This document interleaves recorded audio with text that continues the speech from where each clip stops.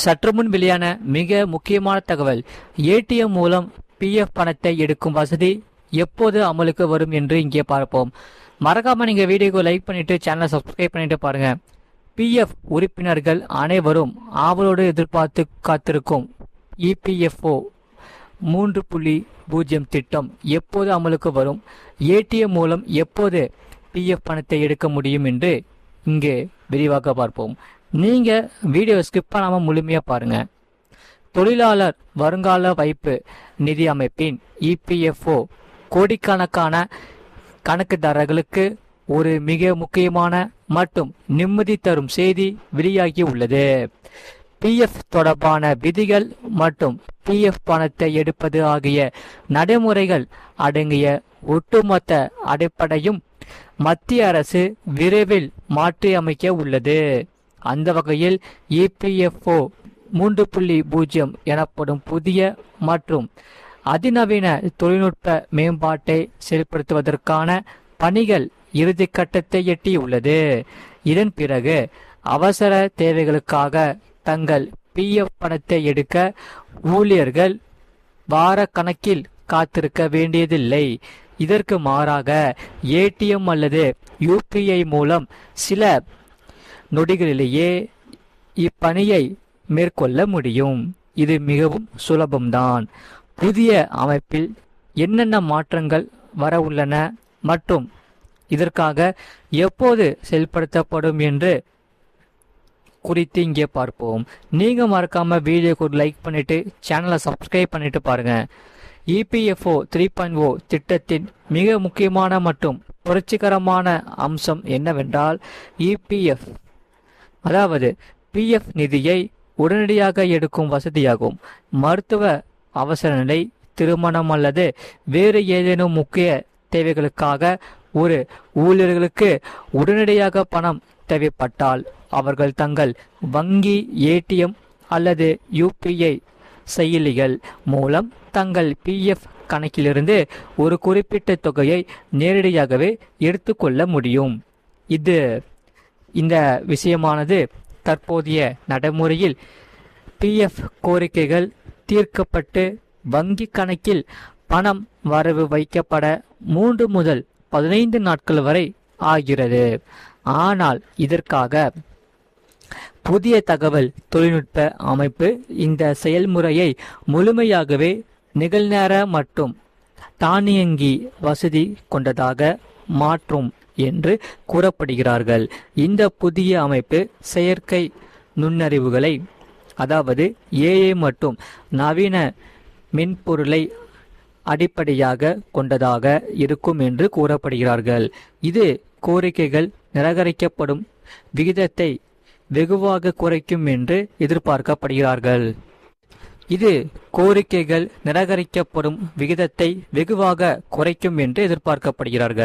இதனால் புதிய அமைப்பின் கீழ் நோய், கல்வி அல்லது வீடு வாங்குதல் போன்ற குறிப்பிட்ட சில முன்பண கோரிக்கைகள் முழுவதுமாக தானியங்கி முறையில் செயல்படுத்தப்படும்.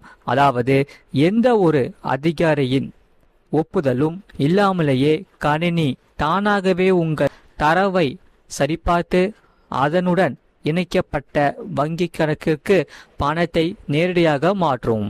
பெயர் பிழை அல்லது வங்கி ஐஎஃப்எஸ்சி குறியீடு போன்ற சிறிய காரணங்களுக்காக கோரிக்கைகள் மீண்டும் மீண்டும் நிராகரிக்கப்படும் சிக்கலிலிருந்து ஊழியர்களுக்கு நிரந்தர தீர்வு கிடைக்கும். இதனால் இபிஎஃப்ஓ 3.0 திட்டத்தின் கீழ் பின்னணி செயல்பாடுகள், அதாவது இதற்கு வலுப்படுத்தப்படுவது மட்டுமல்லாமல் வாடிக்கையாளர்கள் பயன்படுத்தும் வகையில் இணையதளம் மற்றும் UMANG செயலியின் இடைமுகமும் அதாவது இன்டர்ஃபேஸ் மாற்றியமைக்கப்படும் என்று கூறப்பட்டுள்ளது. ஆகையால் இனி ஊழியர்களின் பழைய மற்றும் புதிய பிஎஃப் தரவுகள் அனைத்துமே ஒரே சேவகத்தில் அதாவது சென்ட்ரல் சர்வர் இருக்கும். இதனால் வேலையை மாற்றும் போது பழைய பிஎஃப் இருப்பு தொகையை புதிய கணக்கிற்கு மாற்றும் செயல்முறை முழுவதுமாக தானியங்கி முறையில் நடைபெறும். உங்கள் பாஸ்புக்கில் சேர்க்கப்பட்ட வட்டி நிறுவனத்தின் மாதாந்திர பங்களிப்பு மற்றும் மொத்த வைப்பு தொகை ஆகிய விவரங்கள் மிக தெளிவாக மற்றும் எளிதில் புரிந்து கொள்ளக்கூடிய வரைபட வடிவில் காட்டப்படும். இதனால் மிகவும் எதிர்பார்க்கப்பட்ட இந்த தொழில்நுட்ப சீர்திருத்தத்தை படிப்படியாகவே செயல்படுத்துவதற்கான கால அட்டவணையில் இறுதி செய்யப்பட்டுள்ளது. ஆகையால் இந்த தொழிலாளர் நல அமைச்சகம் மற்றும் இதில் EPFO ஆகியவை இந்த புதிய மத்திய தகவல் தொழில்நுட்ப அமைப்பின் அதாவது சென்ட்ரல் IT சிஸ்டம் முன்னோட்ட சோதனைகளை நிறைவு செய்து வருகிறது. நடப்பு நிதியாண்டின் 2ஆம் பாதியிலேயே அல்லது இன்னும் சில மாதங்களிலோ இது நாடு முழுவதும் முழுமையாக செயல்பாட்டுக்கு வரும் என்று தகவல் வெளியாகி உள்ளது. ஆரம்பத்தில் மருத்துவ செலவுகளுக்கான முன்பணம் போன்ற குறிப்பிட்ட அவசர தேவைகளுக்கு மட்டும் UPI மற்றும் ATM மூலம் பணம் எடுக்கும் வசதியானது அறிமுகப்படுத்தப்பட்டது. இன்னும் அடுத்து வரக்கூடிய நாட்களில் இந்த செயல்முறையானது அனைத்து பகுதியிலும் இது கண்டிப்பாக நிறைவேறும் என்று எதிர்பார்க்கப்படுகிறார்கள். இதற்கு பின்னர் அனைத்து வகையான செல்லுபடியாகும் கோரிக்கைகளுக்கும் இவ்வசதி விரிவுபடுத்தப்படும் என்று தகவல் வெளியாகி உள்ளது. மறக்காம வீடியோக்கு ஒரு லைக் பண்ணிக்கோங்க, சேனலை சப்ஸ்கிரைப் பண்ணிக்கோங்க. இந்த செய்தியை பற்றி நீங்கள் என்ன சொல்கிறீங்கிறத கமெண்ட் செக்ஷனில் மறக்காம கமெண்ட் பண்ணுங்க. அதே சமயம் 22 நாட்கள் பள்ளிகளுக்கு விடுமுறை. மாணவர்களுக்கு தமிழக அரசு மிக மகிழ்ச்சியான தகவல் வெளியாகியுள்ளது. நடப்பு கல்வியாண்டுக்கான பள்ளி நாட்காட்டியை பள்ளி கல்வித்துறை வெளியிட்டுள்ளது. அதாவது 2026 முதல் 2027ஆம் காலாண்டில் மொத்த வேலை நாட்கள் 210 நாட்களாக பள்ளி கல்வித்துறை அதிகரித்து உள்ளது. மேலும் 22 நாட்கள் மாணவர்களுக்கு அரசு விடுமுறையாக அறிவிக்கப்பட்டுள்ளது. இதனால் தமிழகத்தில் 2026 முதல் 2027 கல்வியாண்டு தொடங்கி நடந்து வருகிறது. கோடை விடுமுறை முடிந்து ஜூன் 4ஆம் தேதி பள்ளிகள் திறக்கப்பட்டது. இதைத் தொடர்ந்து மாணவர்களுக்கு வகுப்புகள் நடந்து வருகிறது. இதற்கிடையில் 2026ஆம் ஆண்டு முதல் 2027ஆம் கல்வியாண்டில் எத்தனை நாட்கள் விடுமுறை வருகிறது என்று குறித்து மாணவர்கள் எதிர்பார்த்து காத்திருந்தனர்.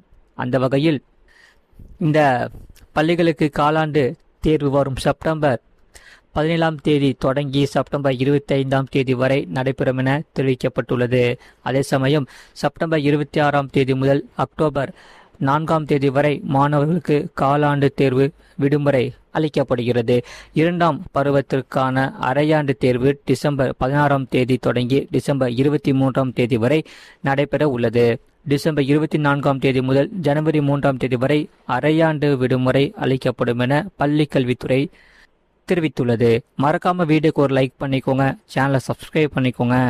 இந்த ஆண்டுக்கான இறுதி பள்ளி வேலை நாளாக ஏப்ரல் 23ஆம் தேதி அறிவிக்கப்பட்டுள்ளது. ஏப்ரல் 24ஆம் தேதி முதல் மாணவர்களுக்கு கோடை விடுமுறை தொடங்கும் என பள்ளி கல்வித்துறை தெரிவித்துள்ளது. மறக்காம வீடியோக்கு ஒரு லைக் பண்ணிக்கோங்க, சேனலை சப்ஸ்கிரைப் பண்ணிக்கோங்க. இந்த செய்தியை பற்றி நீங்கள் என்ன சொல்கிறீங்கிறத கமெண்ட் செக்ஷனில் மறக்காமல் கமெண்ட் பண்ணுங்கள். உங்கள் ஃப்ரெண்ட்ஸ் அண்ட் ஃபேமிலிக்கு தெரியப்படுத்தவும் இந்த வீடியோ கண்டிப்பாக ஷேர் பண்ணிக்கோங்க. அவங்களும் இந்த வீடியோ பார்த்து பயன்பெற்று கொள்ளட்டும்.